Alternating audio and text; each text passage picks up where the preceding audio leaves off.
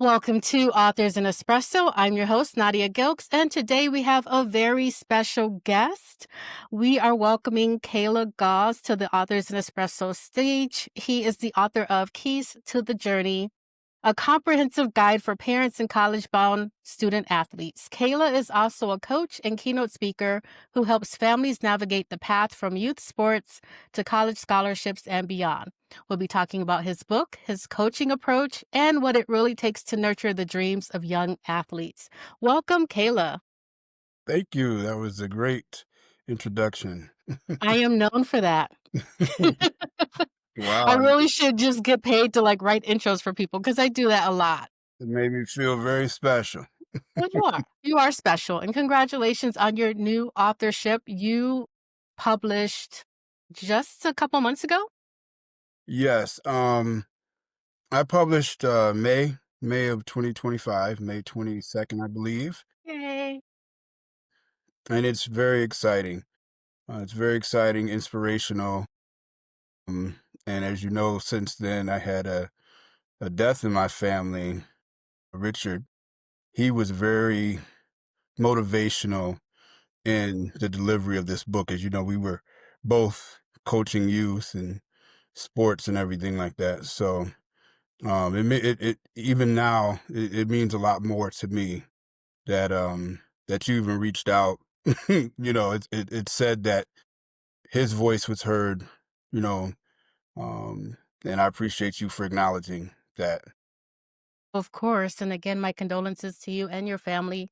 I reached out to everyone, and, yeah, that was a shock, but I'm glad that he was able to see this moment for you and what you all work towards. And so, actually, that's a great segue because I wanted to take it back to the beginning before I jump into the nuts and bolts of the book.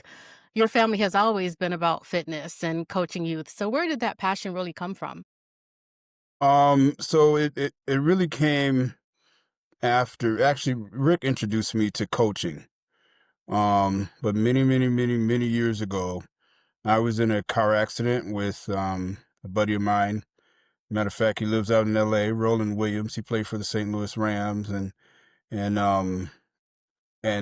I was injured and it was pretty severe.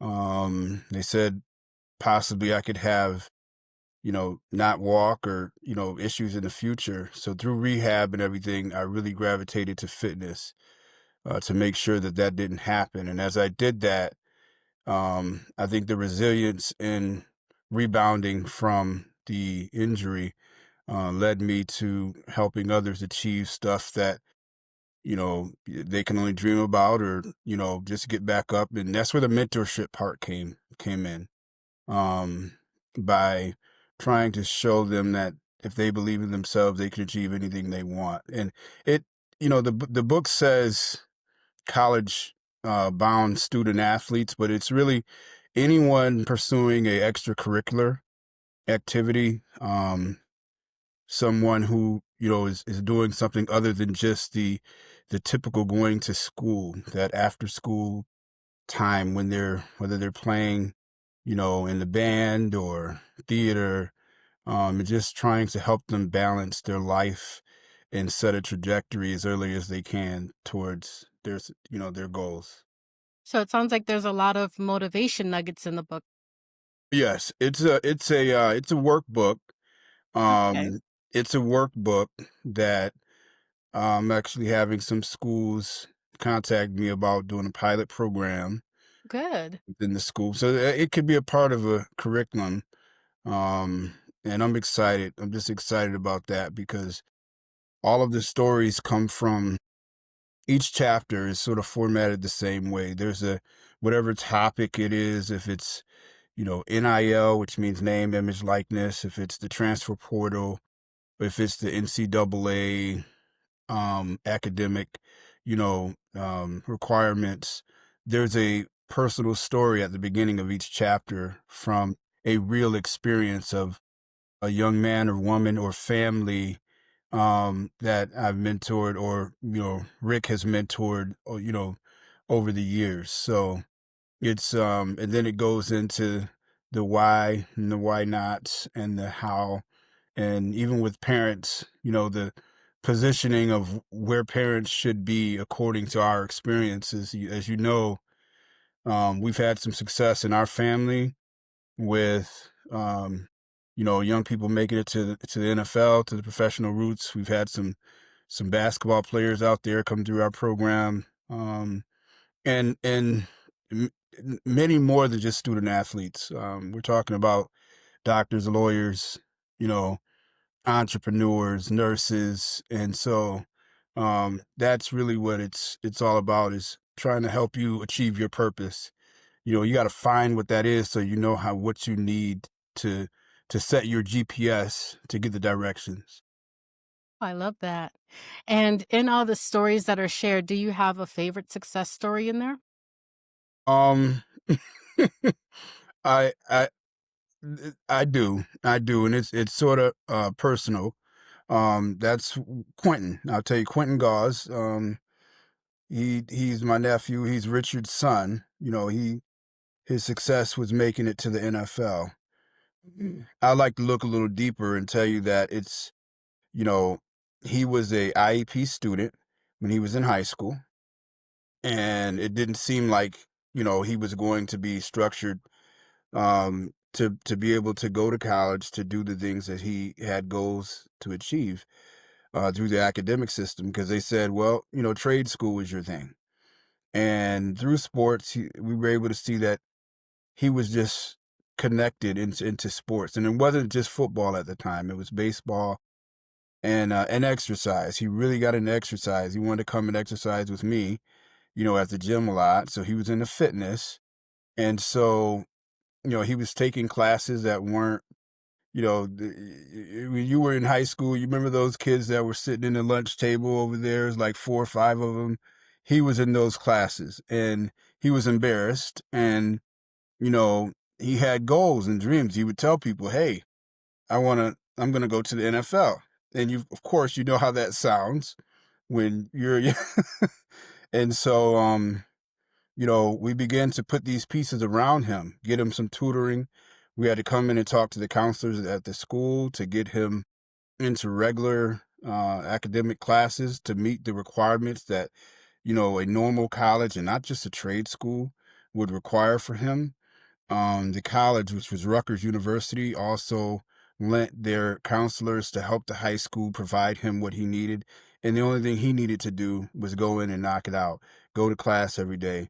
And he needed to catch up and get those grades that he needed in the courses that he needed. My Super Bowl for him, and why that's one of my favorite stories, because it's a story of resilience and the fact that he made Dean's List a couple times in college. But if he would have just stopped at where the academic system said, you know, you can only achieve this at the highest level. You should be a plumber or a roofer, or, just go to trade school. He would have never lived out his dreams. And I think that happens with a lot of people. So, growing up, IEP is no different to me than braces. It should be a temporary thing, but sometimes we keep it on too long.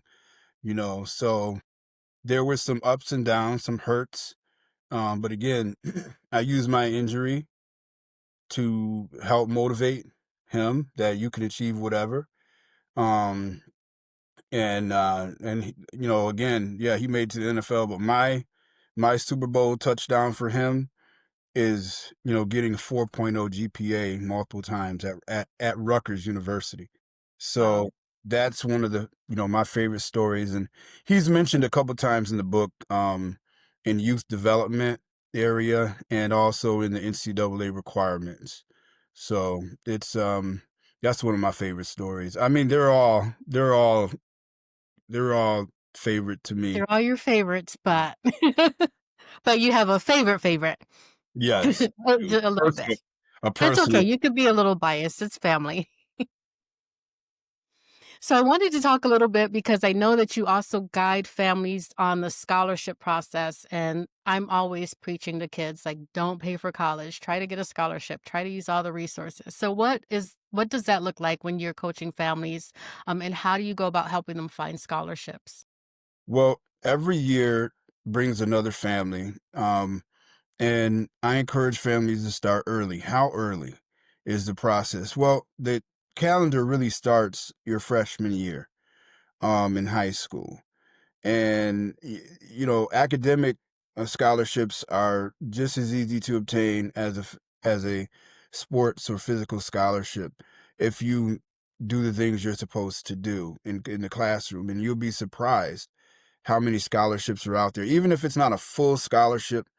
um, there are so many there's work scholarships.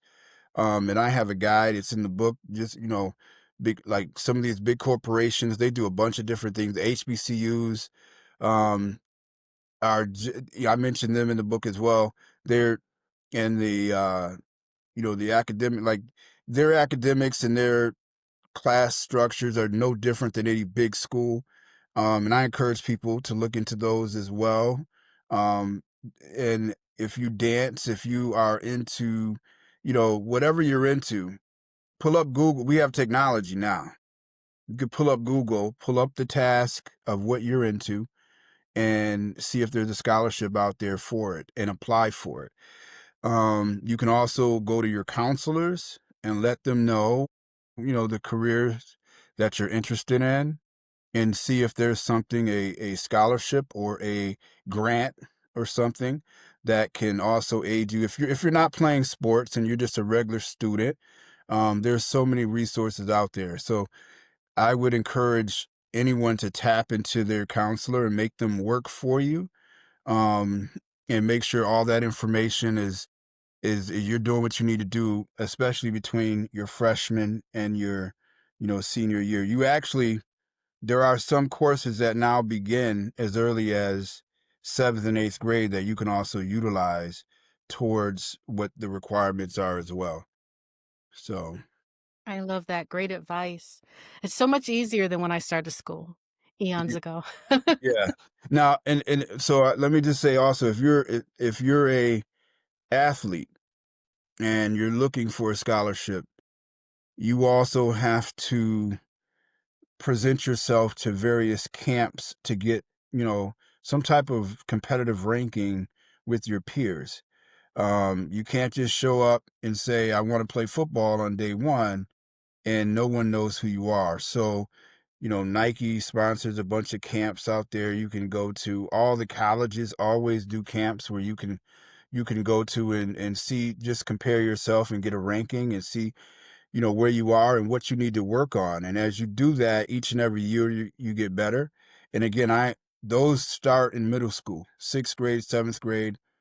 They say that to get a athletic scholarship, you got to be on the radar by the 10th grade. So that really, if you started at seventh grade, that really only gives you 4 years to do those things. And those are things that we did with Q and the many other kids that we served, was we took them around the country and we went to Penn State, we went to Rutgers, we went to Ohio State, we went to Georgia, and we allowed them to see if they would even qualify to be looked at, and if they didn't, they knew they had to come back home and work their butt off, whether it be, making sure they're not only their grades, but making sure they're physically, you know, ready to compete at the next camp, and just to give them experience so they can understand, what they need to bring to the table every time they get a chance to compete.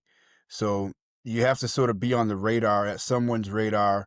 Um, and, that's how you sort of go about getting an athletic scholarship in any sport. You want to go and compete where the best people are, and that's what I encourage families to do. Start the college visitation process as early as you can, and compete. If your kid plays an AAU sport, basketball, soccer, make sure when you go into these towns, I mean, AAU, Nadia, is so huge. I mean, these kids travel, like they're pros sometimes. And I encourage parents as you travel with these kids, whatever city you're going to, take them to a university so they can walk around. So not only did they go and compete, but they can also be inspired and say to themselves, I want to compete, at Georgia State. I want to compete at Penn State. I want to compete, at Oklahoma. And I get the chance to see the lights and and I just played in, a basketball tournament or a soccer tournament or football 7-on-7, and they get a chance to ask questions and talk to people. And they come back home and they're inspired. Now, those things that mom and dad have told you when you were a kid to get your grades right, clean your room, we'll do all these things, you start to hear it in a different way, you know. And what I found that, kids, especially with their parents, right? There's only so much they can hear. But when they can hear the same thing from someone else and be inspired in a totally different way, and it's the exact same thing. And we were like that as kids too. Our parents told us A, B, C, and D, and you go out and you try to do your own thing. So you got to learn by experience sometimes, and sometimes that's where the coaching and the mentorship comes in. That's how important coaches are today. I encourage coaches as well in the book to not only be a X's and O's and not just care about wins and losses on the field, but to care about the other 22 hours in a day for the kid as well. Make sure that they understand that you're there. That's like a second father or mother figure to them, and they need that mentorship. I love that. A lot of times I see these, like, video packages for the young athletes who are trying to get themselves out there. Is that still something that people do, and do you help with that, putting that together so they can send out, I guess, to different coaches Yes. and schools? Yes. So you're referring to what they're called highlights. And now with technology, TikTok and Instagram Reels and stuff, they can even expand. But yes, so that's another part of it. I'm glad you brought that up. You want to be able to send, apply to the school and send them some type of, performance. No, it's no, it's sort of like an audition. Like they get a chance to see what you're capable of in the field of play, and those are called video highlights. Now, back when we started with Quentin, YouTube was very young, and matter of fact, they didn't have commercials on, and we were videotaping the games, and we would if we clipped maybe 5 or 6 10-second clips of him playing, and then one, every game. So if he has 7 or 8 games, now he has, 30 to 40 clips of 10 seconds each that a coach can get to see him in various situations and whatnot, to help pique their interest. That is very important in any sport. And now you can do it with your cell phone. Most schools do have, what's called Huddle. Huddle is a platform that most schools use to record and to help out with showing plays and whatnot.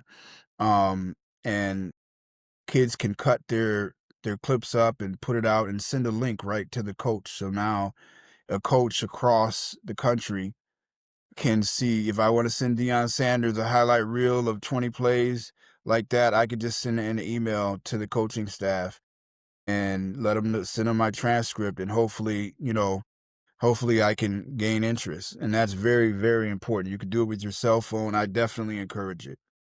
And, we talked a lot about the book, so can you hold it up for us so we can see the Yes, cover? absolutely. Oh, Absolutely. that's wonderful, I love that. Keys to the journey. Yeah. Um, and it was funny. I had a lot of different names. I wasn't sure if I was going to use like athletic GPS or something like that. You heard me reference Oh, I that like that earlier. one too. Just because the way a GPS works is if you turn it on, it's not necessarily working. You have to put something in it to get something out of it, and then you have to apply yourself to the directions that it gives you. You know what I mean? And it may not always take you the path that other kids might go. Sort of like I'm gonna I'm gonna reference one of the chapters in my next book coming up. I'll tell you about it later.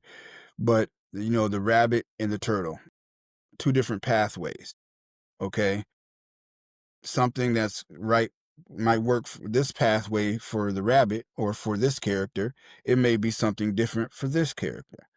So, and when you drive every day, some days your GPS does not take you the same way, whether it be, traffic or whatever circumstances. Behold, there's a step by step process. So the book is more of a step by step process from youth development. So, what age?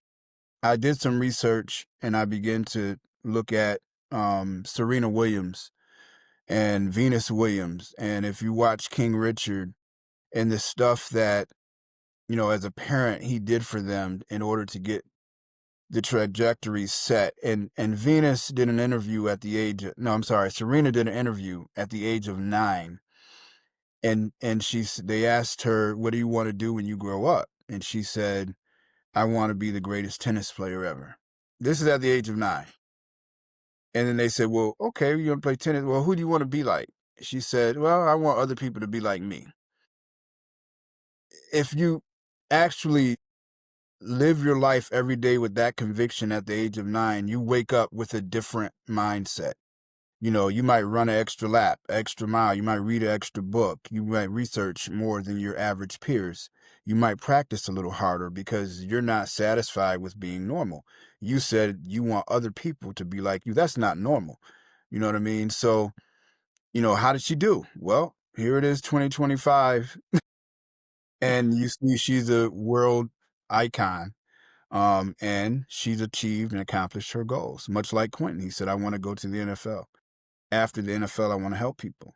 So I saw it not only on a personal scale, but also, with people like Serena Williams who just have a different room. And I believe that there's other individuals out there that have a different room they can step in and push themselves than the average person that still might be at the age of 9 playing with, Barbie dolls. They're playing with, the Matchbox cars I used to have when I was a kid. Like, they actually are on a mission and they're starting it sooner, and they're not going to let a little flat tire derail them. They're not going to let a car accident. They're going to get up. They're going to keep trying. And the biggest thing is to never stay down and always try to achieve, the challenge, because your purpose is greater than your circumstances. And that's what will push you to do 10 more push-ups. That's what'll push you to read an extra chapter in the book, to research, to study, to spend a little more extra time, even in your field, in your career. Like, you're working, you're up right now, still going. And there's some people that say, oh, 3 hours, I'm good. You know what I mean? So the extra mile is sometimes the path that, if you really want it, you want to make it happen, you have to go. So that's the whole GPS connection, with the book title. And finally, I guess I settled on Keys to the Journey because I'm like, well, before you can activate your GPS, you got to have the keys to your vehicle, the mental vehicle. You got to have the keys, and that is finding your purpose. That is finding what your inspiration is, what your goals and your dreams are. That thing that'll make you go to a different place when it's time, when everybody else wants to give up. That thing that makes you stand out, you know, and when nobody's looking, is gonna make you shine when the audience is there. My goodness, we're getting motivation nuggets right here. I feel inspired just from this conversation. So maybe your next book can be GPS centered and you could say it's a series. I don't know if it is or not, but you don't have to do away with the GPS idea because it sounds like a really cool concept. Thank you. Just throwing that out there. If you use it, you could give me like 10% or something. I will consider, definitely. Oh, well, that's better than a fast no. So I'll take it. Transitioning a little bit because you also offer coaching. So what does coaching look like? Is that like a one-on-one or is that with the parents or the athlete? What's that service? Coaching is a big umbrella for me because um not only did I coach youth sports, I also became a life coach. Oh, wow. Um, when I was a fitness coach, I became a life coach again. And what motivated me, the owner at the gym I was working at, he said, "You're much more than a personal trainer. I don't know if it's because of what you went through or whatever, but man, the customers say, your clients always say, you just give them so much inspiration. So I went and got, certification, and I keep it updated. So I'm a life coach as well. It serves a lot of umbrellas.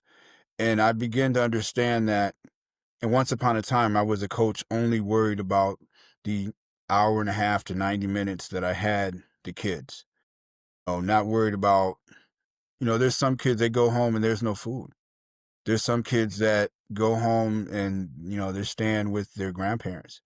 There's some kids that are dealing with traumatic situations that happen. And it opened up my eyes to the world of coaching more than just sports. Um, so I try to make sure with the coaching conferences and whatnot that coaches understand that kids have a life just like them. Because as a coach, we have a lot of pressure and we want everyone to understand that, well, listen, I got 30 parents after me, 60 parents after me every day. I got to try to make phone calls. So it's the same in reverse for kids too. And that's why I dive into mental wellness in the book as well, because peer pressure and all that stuff, like you just never know. And you are a motivational icon to these kids, no matter what. And no matter what, I mean, you think about it. Muhammad Ali had a coach.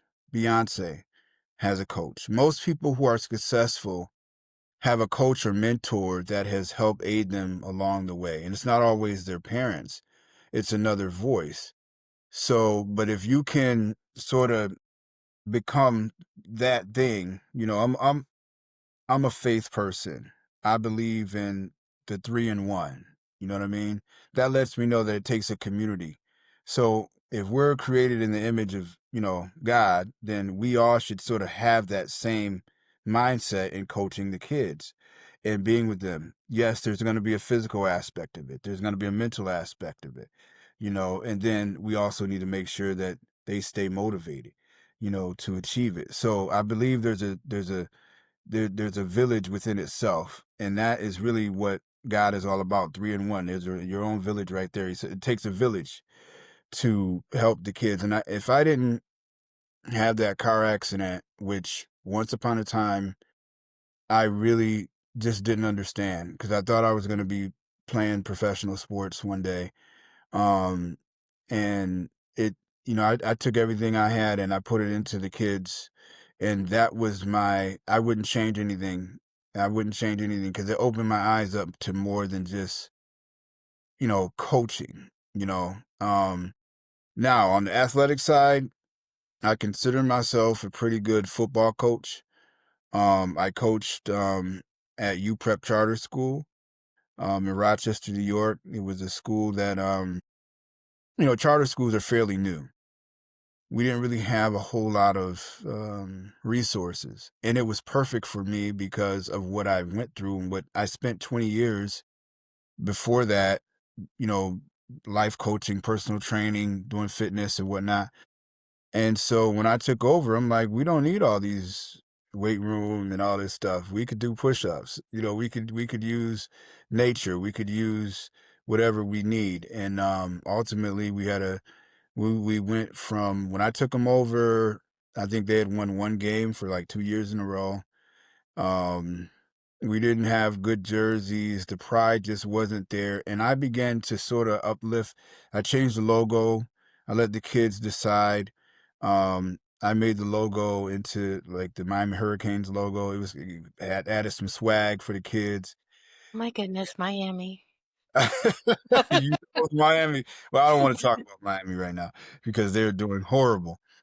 Um, but I started to coach them from within and bring that unity together. We started having team meetings where I was bringing, you know, food and pizza, and so I would get them to show up.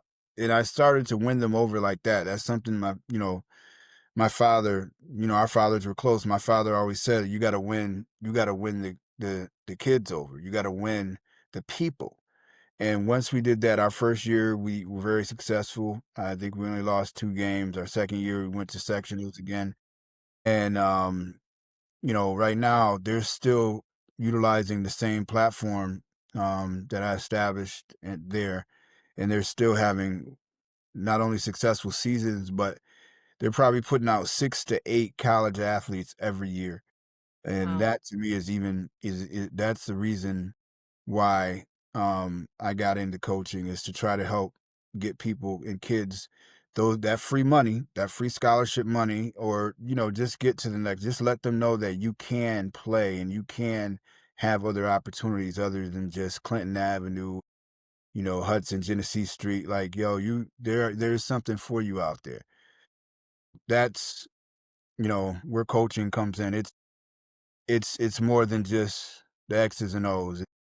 It's about, where you can go as an individual, no matter what And I'm somebody. trying to get all of your jobs in here because you have a ton. I feel like we've heard a little bit of it, but you also are a keynote speaker. So, who is your target audience and what is your target message when you go out to speak? Um, so I've done a couple of them. I've done some corporate team building stuff. Um, Primarily it is middle school to high school families, and even school administration and some coaches. Um, and that is the primary audience that we have. I mean, when the next book will be starting at like a second grade and up level, and it'll sort of lead into this. But yeah, those are some great, great opportunities for me. Um, you get up there, you got the microphone, and it's no different than a football game before it starts, right? You get butterflies because you want to make sure that you deliver what they need. And then I love when it's just interactive. I like to do things that are interactive. I ask questions throughout, and then the feedback after. So I've done it again at the and high school levels, and also school professional development, workshops, parent workshops, and coaching certifications, and then at the corporate level as well. So it just depends what message they want for the audience that they're going to have. So I have a large range of advice and just mentorship coaching, that no matter what, and I take the pride in it. Your kid is my kid, and I'm going to put that amount into them. And I just love, that if you go throughout the book, if you look through the pages of the book, there's some pictures of some kids that I'm working with, and you can see the focus in their eyes at the age starting at 4 or 5 years old, when it's easily could be a distraction for them any type of way. Ice cream truck goes by, they're gone, and I learned how to keep them captivated with their own dreams and with their own goals. So that's sort of, where that came from.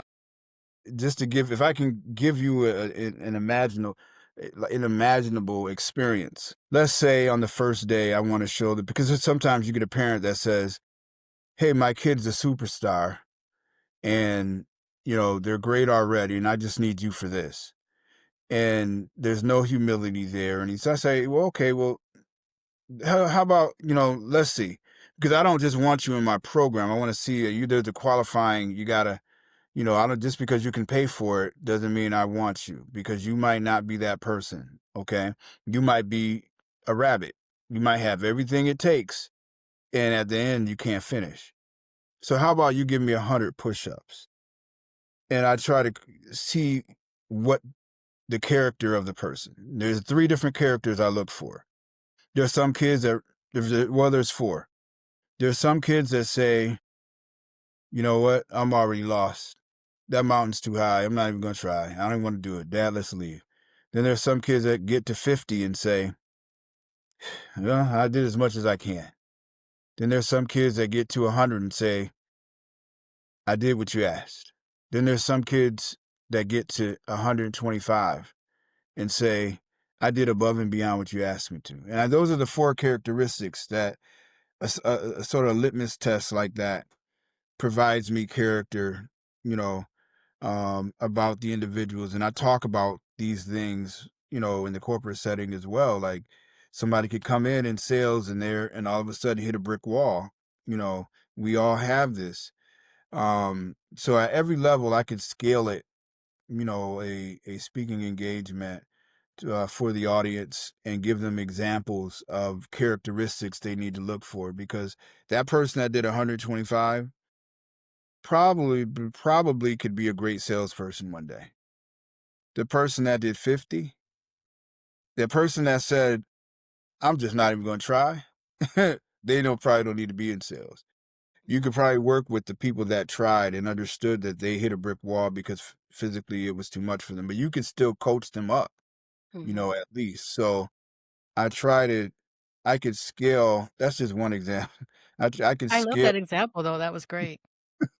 So I could scale you know, any conversation to the audience that, they ask. I normally ask them to pick 2 or 3 chapters. It's funny because the last, the last speaking engagement I did was at Greece Central School District, and, the AD, he said 3 chapters, and then he picked, like, 2 more, and he's like, "Man, I could pick, like, 7 of them, but we only have 90 minutes," and it was, so and when I do it, I don't just it's not just my voice because I think it needs to be broken up. So I normally try to bring a former student, if they live in the area where I'm speaking, I normally try to bring 2 or 3 students, and I break it up a little bit so that, I'm more of a moderator, and I'm sort of like I'm the Steve Harvey of Kings of Comedy, you know what I mean? So and I introduce them and I let them talk about the mental health because they went through it, for instance, my daughter was one of the speakers of the last one, KK, and she talked about mental health, and let me just tell you the audience and the boys and girls and the families, and I had another young lady as well, and it was just us 3, and she talked about more she was a financial planner, and she talked about more scholarships, NIL, book money stuff, that you're gonna need in school. Um, and I did everything else, and it was just the feedback was just so so fulfilling, for all of us, and the girls. So I feel like that is also the back end of what I can help provide for young people is if I mentored you when you were young, also give you a chance to have a voice where you can also showcase your leadership and your experience. And I think, that can help them in the workplace one day as well. So, I know a lot of people have big dreams of making it on the grand stage of either NFL or NBA or what have you, but obviously not everybody makes it. So those that don't make it, how do you help them pivot? Um, I start with that early on. Um, because anything could happen. You know, there's possibility you won't get drafted. It's a possibility you won't get noticed. And that's where the career readiness comes in. College and career readiness is basically the backbone of this book, where you should have that purpose. You know, sports, those things are just games that man-made games that have became competitive, and you could be. It's like the lottery. So you got to have a purpose because even no matter what, if you play sports, I don't care if you play youth sports and then you stop playing high school sports. If you play high school sports and you stop when it's time to go to college, or, if you play college sports and you don't make it to the NFL, at some point in your life, the whistle's going to blow and the cleats are going to have to hang. So that's where your purpose takes precedent. And that's important because there are NFL players out here that they're lost. NFL, NBA, you know, even singers and athletes, like no matter what, on that grand stage sometimes can be fool's gold because just because you were a great singer or a great athlete. or great at whatever else. It doesn't mean that you're a great manager for your life. It doesn't mean that so those things that I try to help them understand is, establish your purpose early. You know, Serena Williams said that again. She said, "I want to be the greatest tennis player, and I want people to be like me." And if you take sports away from her accolades, there's so many other things. She has clothing lines. She's an author. She's giving back in the same. He's a Super Bowl performer. Oh, yes, right. She did the crip. That's right. That's right. So just try to get them to understand that, they can balance multiple things because they're going to have to, as they get older in life, they're going to have to sort of pigeonhole themselves in the purpose that they desire for themselves. And you bring up a great point because it's not only athletes that have to go through this. In today's age, there's AI. And the discussion has come up, just through speaking. And I'll probably have to write something about this in the book. I realized In that the GPS book with my 10%. that's right. That's Go right. ahead, go ahead. That over 50%, I think it was like 53% of Americans with college degrees are not working in the field that they graduated from. I can believe that. And some of that has to do with the advancement in technology. I mean, we're from the home of Eastman Kodak. And do you remember back in the late 80s and 90s? I'm not trying to date, I mean, I'm only 30, so I'm not that old. But do you remember when Eastman Kodak began to lay off after they started getting those computers and robots in and everything like that? So we've seen this before where just in a town like Rochester, they're laying off like 60,000 people when the town was Eastman Kodak. If you worked at Kodak, you were rich. If you were a janitor at Kodak, you were the man, right? No matter what. Now, now I walk around the streets of Atlanta and I see robotic street sweepers downtown. I see cars I was driving by. wondering what that was. Yeah, the little I was there last week. I'm like, "What are these?" I think there are some that are actually like there's police deliveries. cameras too. Yes, and there's delivery. But 10 years ago, those were somebody's jobs. You know what I mean? And so it's like, be careful. Like that's part of my conversation with my daughter, and she talked about it a little bit too, was trying to make sure that we go into a field that's going to be relevant in 20 years. You know what I mean? So it's not just athletes. Like if you're a regular, like you have to figure like, how do I not become one of those people that take a degree just because it says the dollar figure is this much, and then all of a sudden AI takes it over. I mean, Dell just laid off what 12,000 people because they can get code from AI in 5 minutes, where it would take a team of 12 people, 15 people, 90 days. So technology is creeping up into this as well, and I try to make sure the kid is well-rounded. I try to make sure the family understands that we gotta make sure and look at, the direction of do I believe we're gonna become obsolete? No, I don't. But I just think in terms of setting the trajectory of a young person and positioning them to where they stay motivated and at all costs, because circumstances are going to happen. You're not gonna always make the team. You're not going to always make it. So you got to have something to fall back on. You got to have a passion. And maybe if you don't make it, one of my favorites is trying to get you to coach other people to do the same thing. That's what I did. I didn't make it, but I didn't stop. I didn't give up. And, I've helped hundreds and thousands of athletes achieve. And to me, that's greater than making it to the NFL, which is what my dream was. So, I love that more. And I look and I tell them, if you see me as an inspiration, you can be greater than that. Again, go that extra mile.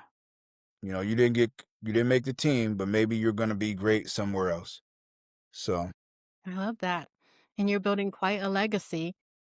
So, before this gets too long, because I know you're a few hours ahead, I like to talk about the writing journey a little bit. How is that for you? Do you have a dedicated space in your home? Do you have a set goal of number of words every day or so much time every day that you write? What's your writing process? um, I try to, it's funny because I do have to get myself into a space, a mental space.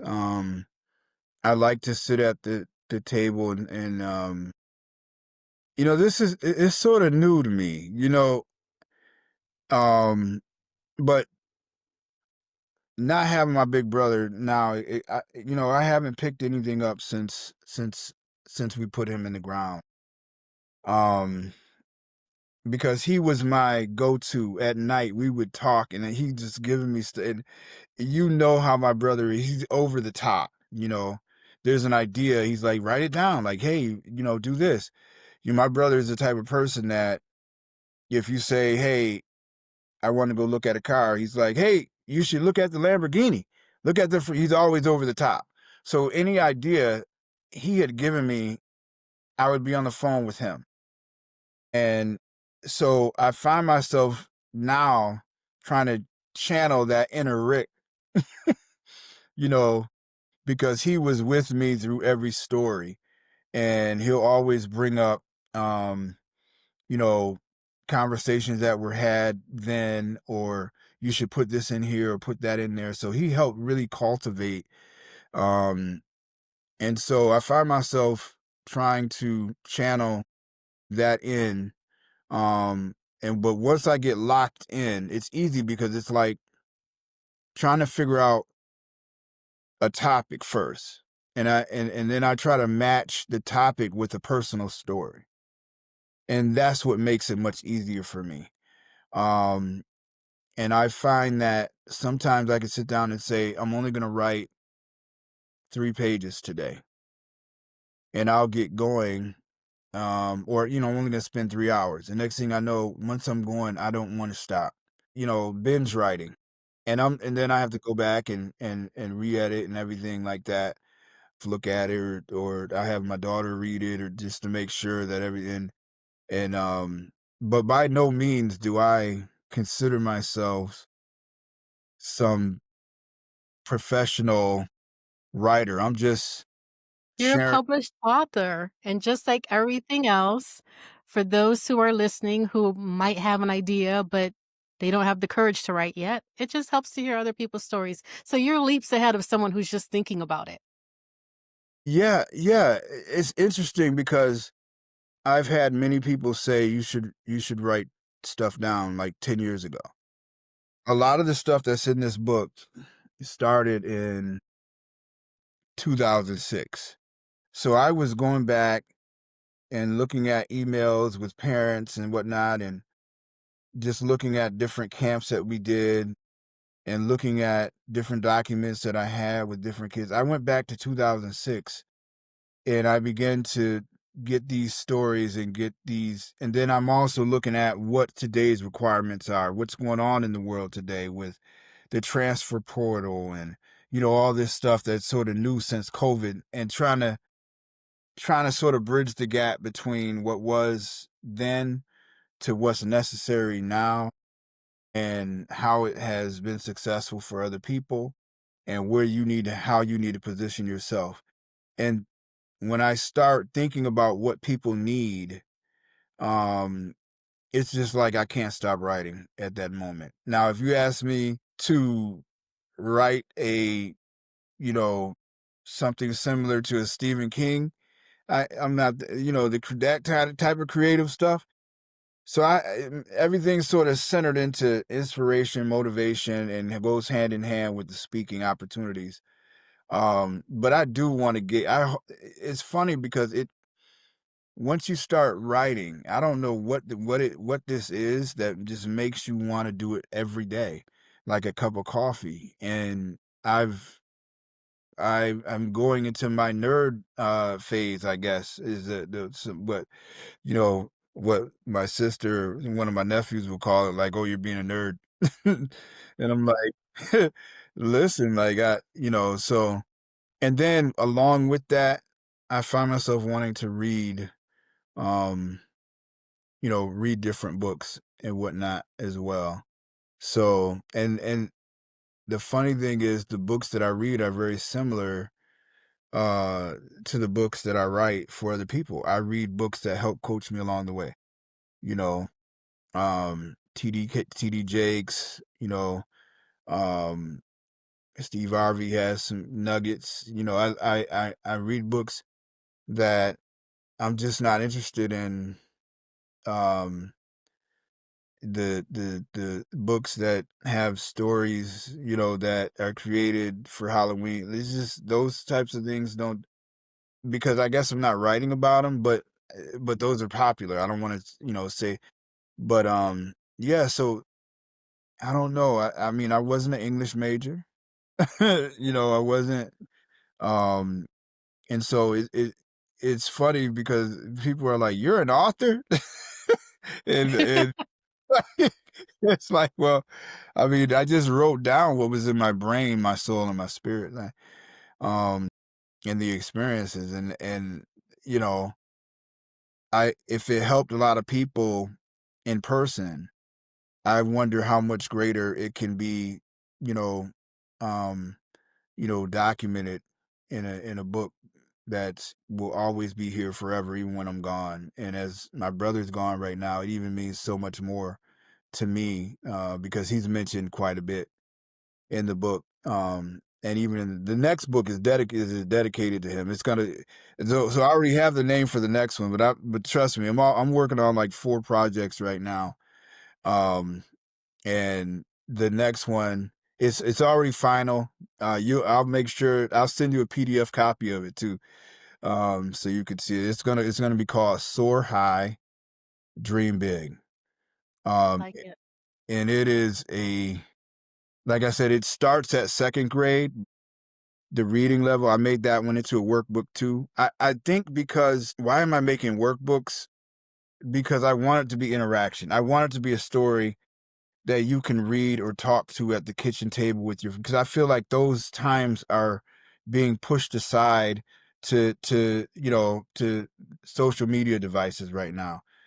Um and that book is basically, it's a timeless, it's a remixes of timeless tales that you grew up on. So you heard me mention the turtle and the rabbit. So I'm gonna remix that in a story. I'm gonna modernize it today, and the characters may not always be a turtle or a rabbit, but I'm going to remix the story so somebody could understand it. A second grader can understand it. Uh, Most of the chapters are only like 2 or 3, 4 pages long, if that. But the message in between that, um, you know, the chicken, the eagle in the chicken coop, the story behind it, the ugly duckling. And I just sort of remixed them, and I will send it to you, for a review, because my brother, I get to be editor?